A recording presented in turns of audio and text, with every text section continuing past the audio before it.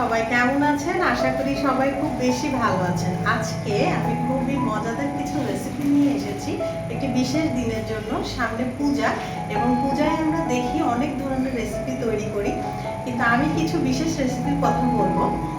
যেমন আমরা কিন্তু মুড়ি, মুরগি, ইলিশ মাছের বিভিন্ন পদ থাকে এবং মাটনের রেসিপিও দেখি।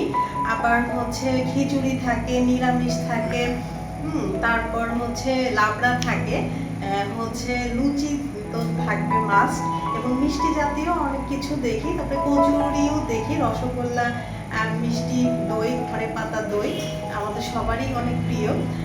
আমি আজকে ইলিশ মাছের একটি রেসিপি শেয়ার করবো আপনাদের সাথে। ইলিশ মাছটা প্রথমে সুন্দর করে ধুয়ে, খুব বেশি ধুবো না, তাহলে কিন্তু ইলিশ মাছের গন্ধটা চলে যায়।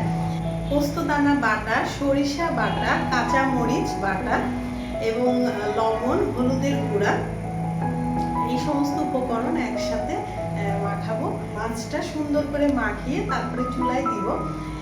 চুলায় যখন দিব আমরা পানি না দিলেও হয়, আর যদি কেউ একটু ঝোল খেতে পছন্দ করেন তো সেক্ষেত্রে একটু পানি দিতে পারেন। 15 মিনিট আমরা সুন্দর করে ঢেকে মাঝারি লো হিটে রাখবো, এবং নামানোর আগে কিছু কাঁচা মরিচ দিতে পারি। এটাতে একটি গেল ইলিশ মাছের রেসিপি, এবং আরো অনেক রেসিপি আছে। আপনারা সাথে থাকবেন এবং রেসিপিগুলো আমি আস্তে আস্তে শেয়ার করব।